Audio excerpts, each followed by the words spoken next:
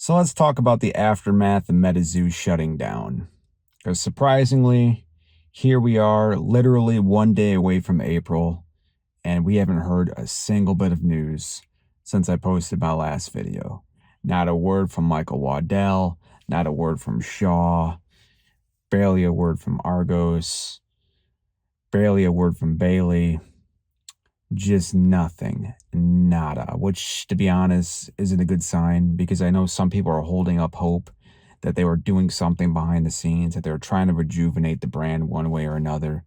It doesn't seem like that. It just seems like everyone is just calling it quits and just walking away. I'm sure there's something happening behind the scenes, probably setting up something, as far as like filing for bankruptcy is concerned, but it doesn't seem like anything is going to happen.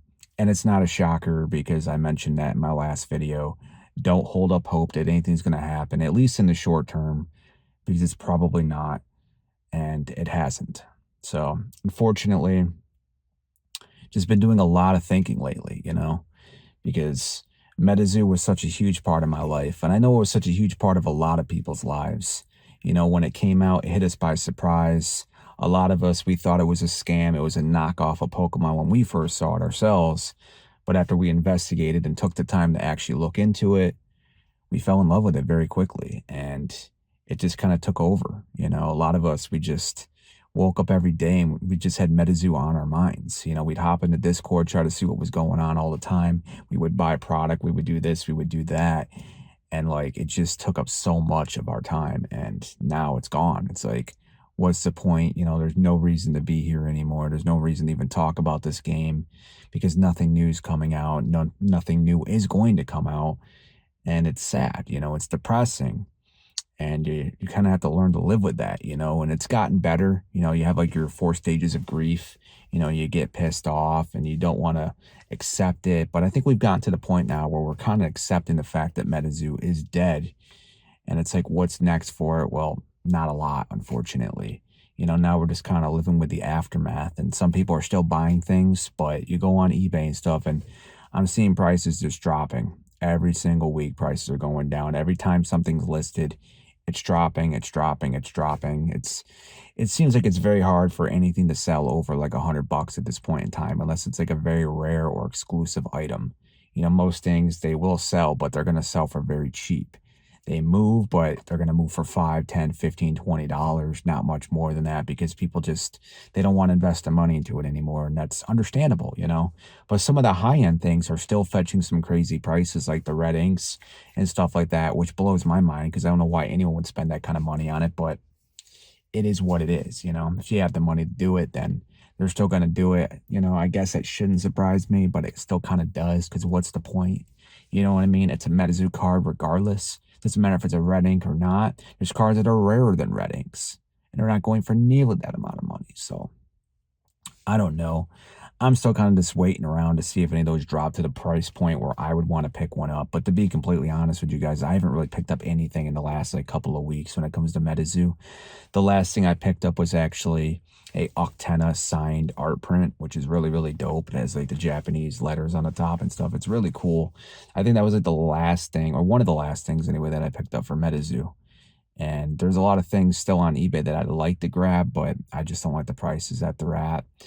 A card hit $20, that I wanted, and I didn't even spend the money on that. I just kind of waited for it to drop even lower, and then eventually someone bought it, which, great for them. It was a great pickup, but I didn't even want to spend $20 on it anymore. That's kind of how bad it's gotten. And I know a lot of other people, they're just slowly, reducing their collection, slowly trying to piece stuff out. Other people are just dumping everything they have. Most of my collection, I've been contemplating, do I want to crack it? Do I want to crack my Nightfall boxes and try to go for one of those old scratches? Because there's no point really selling it. You're not going to get anything for it at this point in time. But at the same time, why do I want to crack it? Because I know my luck in pulling one of those things is literally zero. And there's nothing in those boxes that I personally want. You know what I mean? Because I already got everything that I want. I already got, the Mothman and the Wendigo and stuff. So it's like, there's really no point in it. And then when it comes to basically all the other sets, there's definitely no point in it because there's just so much out there to begin with.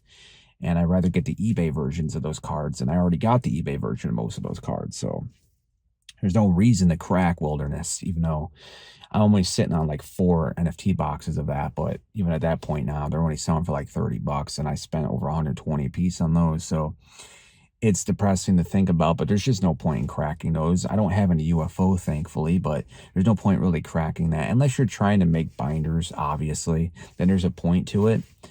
But like Umo just put out a video and he was talking about how no one's buying these boxes. Like if there's people that like MetaZoo, why aren't they scooping up this stuff? And the reality is there's just too much of it out there. Considering there's not a very big fan base for MetaZoo anymore, like how many people are really going to be scooping up these boxes? You know what I mean? At the price points they are, yeah, it seems like everyone would be buying them up, but there's just so many out there, and there's just multiple different variations of the cards, and it's like people don't want anything that are in these boxes. They would love to get a serialized card for sure, but like the chance of pulling one of those is so slim. You know what I mean? There's no point. Like I could probably open 300 booster boxes and not pull one. That's just how I feel. So there's no reason for me to spend money on any of those things, you know? I basically got everything I want. You know what I mean? I had the collection of all the cards that I want. That are mostly like the more valuable, harder to find cards, because that's just what I like to collect, and that's what, you know, entices me. But also some of the cards from the main sets that, you know, I like as well, I do have copies of. But like I said, mostly the eBay versions and stuff that are more rare, harder to come by. Play testers if I could find it and afford it, but to get the main ones from the booster box, that's just not what I'm looking to do, you know? And I feel like most people are not looking to do that. And that's kind of why the prices continue to drop and drop and drop.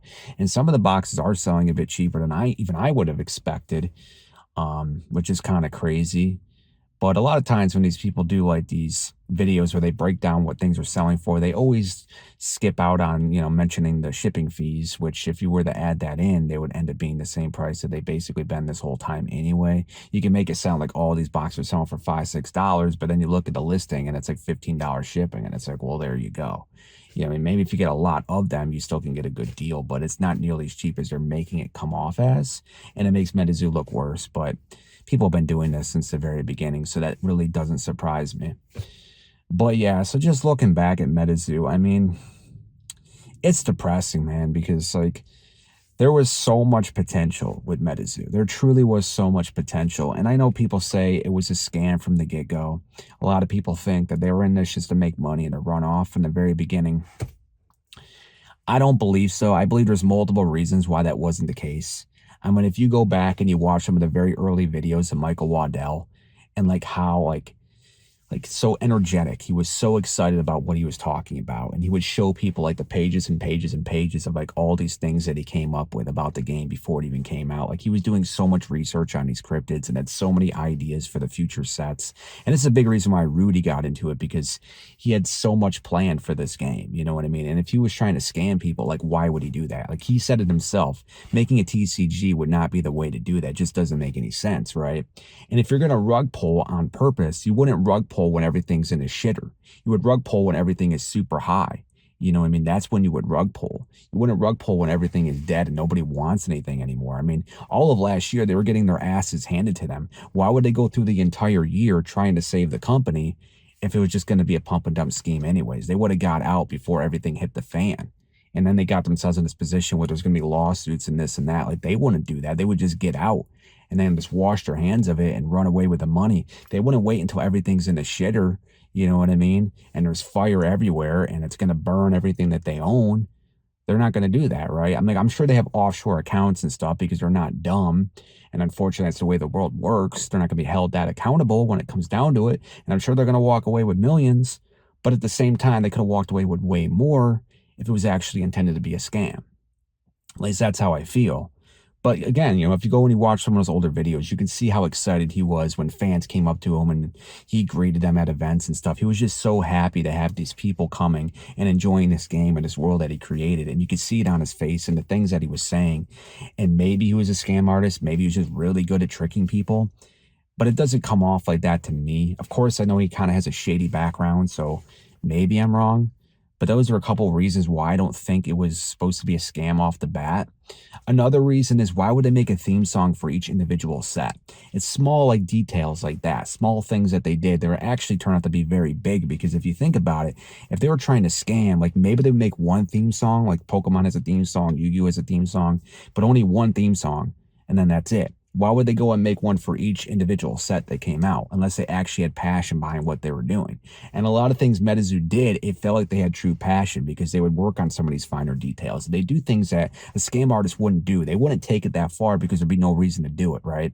A scam artist is going to be very bare bones. They're going to do the very bare minimum, and they're going to try to sell for the most money. And you can say that MetaZoo did that in a lot of ways. They cheaped out on the product here and there. They did. But then you have to look at it and you go, they kept improving the quality of their cards. If you look at the very first version of their cards, their sample cards, all the way up to like basically Seance and Native, you can see how the cards continue to improve. They got better and better and better. The holographic got way better. The card stock got better. The colors started to pop a lot more. They're just really nice cards by the time they got to Native. And I know some people still shit on them and they say it's shit, but I don't agree.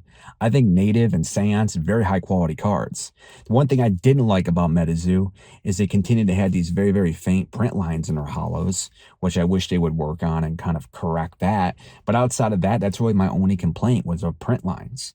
You know what I mean? Outside of that, the cards were beautiful by the time they got to Native. Like absolutely beautiful cards. And maybe they're not as thick as you would like. Maybe they're not as durable as you would like. Go to Bandai if that's what you want. If you want those really, really thick card stocks. For me, it had a really nice feel to it, you know. Obviously, earlier iterations sucked. Nightfall was pretty shit. It was like recycled paper. Cryptonation 1, I think, was the worst of the bunch. You know, the colors are very, very dull, but they continued to improve on it. Why would they do that if it was a scam? They wouldn't. They just continued to put out the same shitty product, right? So, yeah, they skimped out with a lot of the stuff, but at the same time, they actually focused on some of these details and they actually showed that they had true passion behind what they were doing. It's just you kind of had to look around and try to find those things, but they definitely existed. Fans of the game, fans of the IP, fans of MetaZoo saw a lot of these things. That's kind of what kept us around, right? There was a lot of substance there. It's just in certain nooks and crannies. You know what I mean? There's areas where it obviously was lacking massively, but there's other areas where it was abundantly found. And it really felt like they cared about the game. And that's just my personal opinion. And again, I think that's another legitimate reason why I believe MetaZoo was legit. And they weren't just trying to create this to make a bunch of money. Another thing that they did was they actually created a real client. Now, I know they didn't fully pay the company that made it, but at the end of the day, they delivered on a real client that was functioning. They didn't promise something that never came out. They didn't give us something that was completely janky and busted and didn't work. They gave us something that actually worked. And again, I think that shows that they cared and that they actually wanted to make this a real game. People can argue and say what they want, but at the end of the day, I think those are all telltale signs that MetaZoo was supposed to be a legitimate thing. They just got in over their heads. I think they went on shopping sprees and they thought the money was just going to keep flowing in and they thought the game was just going to continue to grow. And unfortunately, it hit a brick wall. And then Mike, who thought he was just the king of the world and he could do anything that he wanted and everyone would just bow down to him, unfortunately, an egotistical maniac, ended up burning so many of the LGSs, so many of the fans. And then you have a very small group of people that actually care about your game. Everybody else that hates on is basically reaching out and telling their friends, don't buy this, don't buy that. You know what I mean? Before long, that small group of people that's mad about your game because you pissed them off or you banned them or whatever turns into a very big group of people. And the problem with that is the game can't grow. So Mike kind of self-sabotaged it by being an absolute idiot. And I mean, we can't go back in time and fix that, unfortunately. So I think that played a big factor as well. So yes, they thought the shit was going to continue to sell and they were spending money hand over fist and buying houses and Lamborghinis and all this other shit. But at the same time, Mike was corrupting the company because he was just destroying any and every fan that wanted to touch the damn thing because he was banning people and he was kicking LGSs out of the partner program and he was doing this, that, and the other, right? Then you got Andy over here that's constantly making different variations of sets and making tons and tons of promo cards. So when you look at it, it's like almost every aspect of MetaZoo was being ran poorly. They were making the wrong decisions. They weren't listening to people that were trying to tell them what they needed to fix. And yeah, once in a while they would fix something here and there, but then other problems would just creep in. And before long, man, it got to the point where they were doing pre-orders to pay for stuff that they previously said they were going to sell. And then everything was getting delayed. And then you know where we got to, the point where they couldn't even pay people for the freaking towers. And You know what I mean? They ran out of money. They couldn't even pay the printers to get shit shipped here. That's a very, very big concern. I don't even know how they got the Black Friday packs made, to be completely honest with you guys, because if the printers, were owed money and they weren't going to ship the other stuff, then how did they get those things shipped? Maybe they reached out to another company, or maybe they promised them that they would pay for the other stuff if they shipped that stuff. I don't know. I mean, they were borrowing from Peter to pay Paul. They were doing all kinds of crazy stuff that they shouldn't have been doing. And unfortunately, it all caught up to them, and it caught up to them very fast. Now, as far as the ending, why Mike put out that letter saying they're going to fix everything, I don't know. It sounds like Mike wanted to do these things, and they finally realized that they needed to correct these issues. But at that point in time, I think it was just a last-ditch effort. I think he thought someone was going to buy out the company, maybe like Bandai, or somebody was going to step in and give them a bunch of money or something along those lines. And that's why he thought the company was going to continue. And then that company or that person pulled out. And then that's why I think he got pissed off. And that's why he popped on and said that MetaZoo was shutting down. And obviously they pulled it shortly after. So now we're kind of sitting here in limbo. It's like, is MetaZoo actually dead? Well, a lot of people think it's not, because obviously it was pulled down. The social media went back online. All these things happened. They said they're going to ship the skateboards. The store's still online. And that's a whole nother can of worms, because it's like, why is the store still online? And they're selling stuff that they don't even have. They're still doing pre-orders for a product that's never going to ship. They're still taking money for this stuff. Like, what is going on? You know what I mean? Like, it makes MetaZoo look very, very bad, and it's not going to look good in the lawsuit down the road. But I don't know. I mean, Argos had a theory that maybe they think they are going to be able to ship the stuff eventually, and that's why they kept it online. But as time goes on, that seems less and less likely. But it's like, why is the website still operating? Why is the storefront still up? You know what I mean? Some of the guys on the inside the company said they're going to ship the MetaZoo skateboards. That's why they opened the redemption back up when Argos asked them to. And here we are. We're still waiting around for the skateboards. I know originally it took a while for them to ship those things. You would have to wait a couple months anyway. So it's no shocker that we're waiting, but just something seems off. Like, it feels like they're never going to come at this point. I don't know. Let's wait a couple more months before we really conclusively say they're not coming. But it seems like they're not coming. And people are doing chargebacks. Do chargebacks at this point, because they're probably not coming. But I say there still is a chance that they could come. I don't know. I'm not getting skateboards. I don't really care. I didn't have any pre-orders. So again, I didn't really care about any of that stuff. I didn't have to deal with that mess, thank God. But a lot of people did. And I'm glad that a lot of people are getting their money back. But ultimately, it's just more reason why MetaZoo's probably not going to return, and the more and more I think about it, it's sad. I'm looking at all my slabs that I have now. They're just going to go in a box. Eventually, I'm going to do a video where I'm going to showcase my whole collection. I do have stuff I want to submit to PSA. That's going to be a fun video. I might do a video where I talk about some of the product, talk about some of my favorite product and things that people overlooked in this. Now, I'm going to do some videos in the future. If, it'd be nice if I actually get like a studio setup where I can do it more professional. I don't want to do it sit in my car. This is where I go to rant. If I can actually set up like a studio space, I'd be able to make much higher quality videos where I could talk about stuff like that. I would love to do it, because there's still some content that I want to make. But unfortunately, I just can't do it right now, because I just don't have the freedom in order to do that.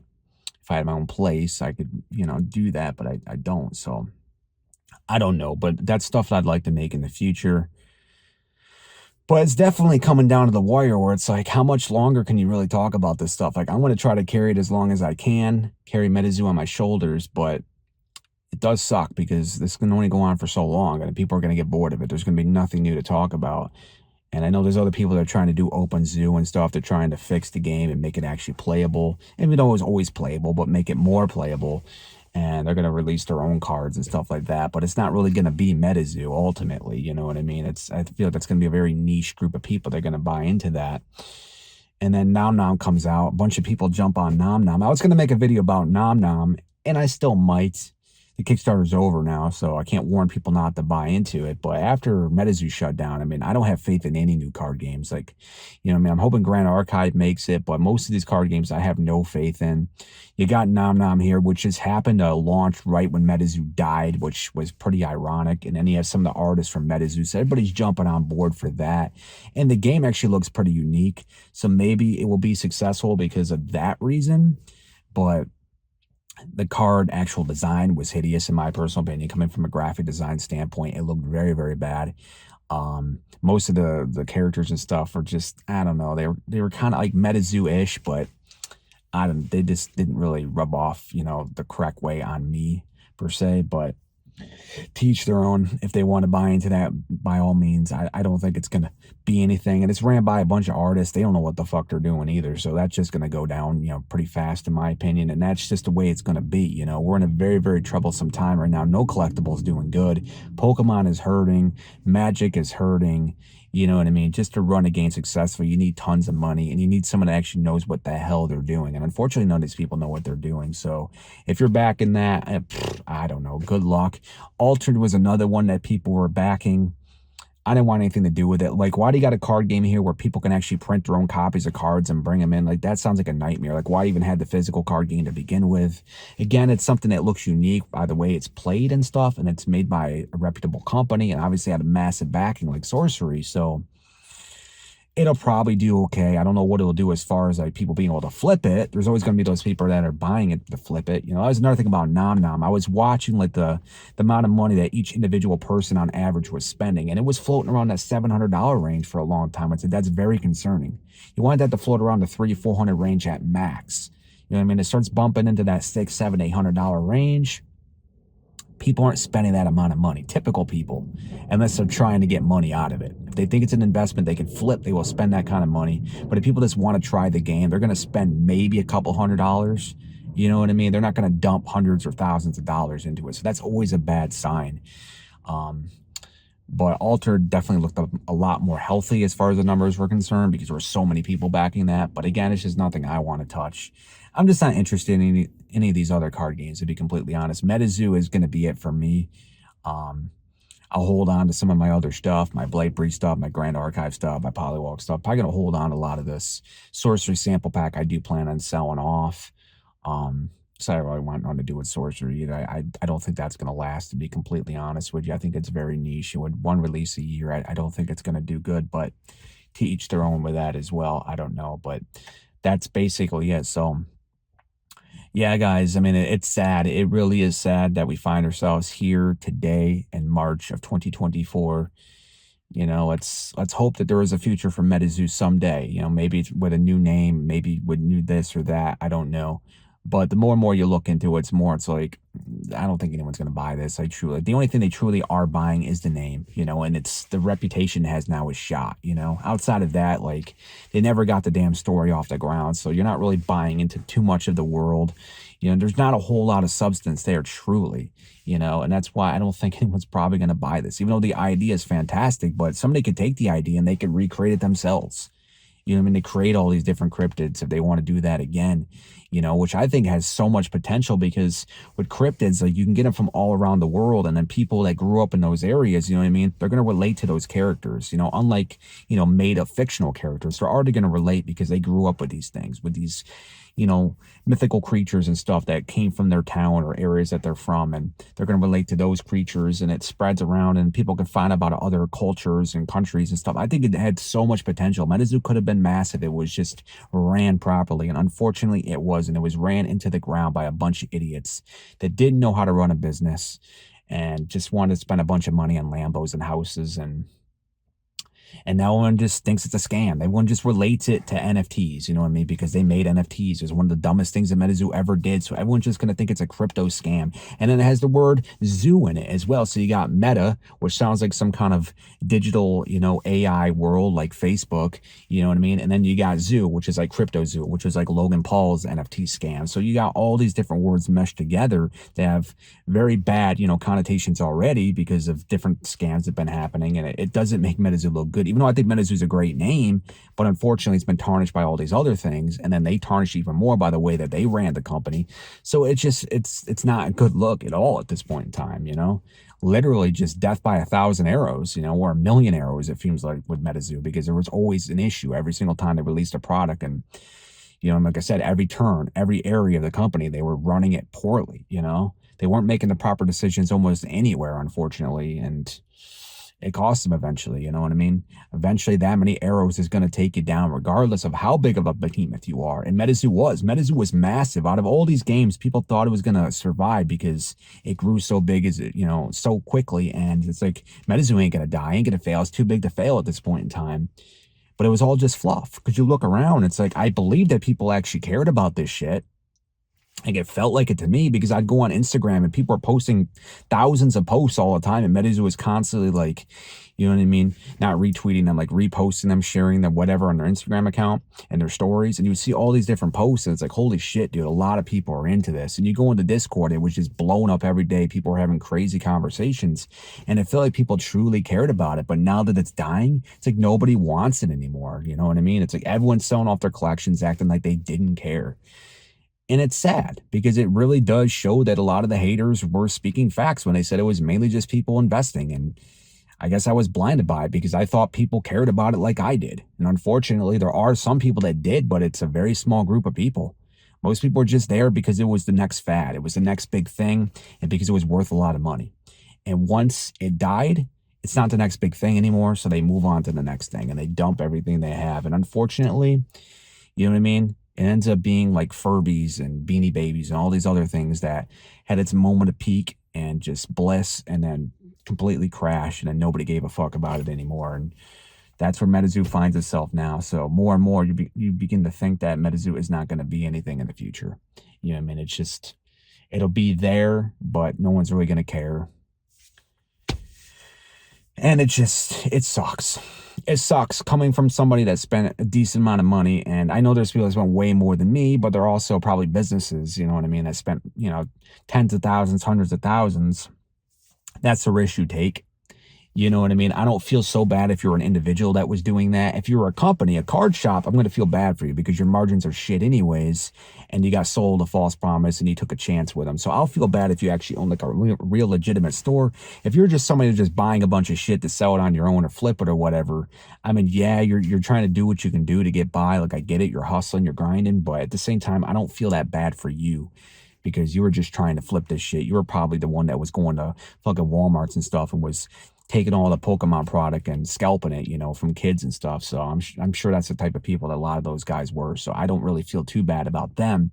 But people like myself that literally is in debt from this shit, you know what I mean? It sucks. It absolutely sucks to sit here and be like, man, I invested all this money into this and now it's worthless. But I'm still going to keep the cards because I love them. I'm not going to sell them off for pennies on the dollar.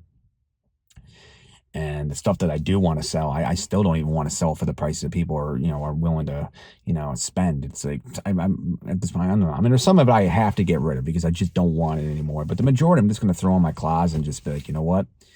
You know, maybe it's be worth something someday or whatever. You know, if I ever get my own place, I can make like a nice little backdrop and stuff out of it. But that's basically all it's going to serve at this point, you know. But I'm not getting rid of my Kickstarter box. I'm not getting rid of any of my PSA 10s.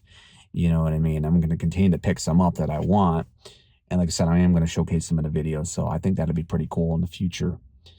But yeah, so, and probably the last TCG I ever, you know, invest in or, you know, spend most of my time in, you know. I don't really see anything else really grabbing my attention at this point. If Chaotic comes back, I think that'll be really dope. I thought the show was amazing. Card game is so-so. I have my collection of booster boxes and sealed product from that, but I don't even think I would get into that, to be completely honest. But yeah, even Pokemon, I'm selling off all my original Pokemon. I have some of my original Yu-Gi-Oh! I'll probably keep because I have that hanging on my wall, but a lot of my Yu-Gi-Oh! I'm probably even going to sell. Like, I don't need this stuff anymore, you know? Too much physical stuff, and it's depressing to look at. I look at Pokemon, and one thing I don't like about Pokemon is I feel like it's stealing so many people from these other games. Like, these other games have so much potential. They could be something, and Pokemon is just stealing all their attention, stealing all their dollars. You know what I mean? It's causing all these other games to die, unfortunately. Pokemon is just way too big for its own good. I don't understand why there's so many people invested into Pokemon, and they don't want to branch out to these other games. It's sickening, to be completely honest. The more you look at it, the more it's like, fuck Pokemon, man. I want nothing to do with it. Modern Pokemon, for the most part, sucks. And even the classic stuff, like most of it, I'm over it at this point in time, you know. To be honest, I'm over it. I actually like the MetaZoo more than a lot of the original Pokemon stuff at this point in time in my life. And I mean, I don't know, it hit me the wrong way, you know, seeing what it's been doing in these other games. And the fact that Pokemon is going up and up and up and up, it's like, it just doesn't make any sense to me personally. But yeah, guys, I appreciate you watching this video, me just going on this rant. There'll definitely be more to come in the future, so stick around.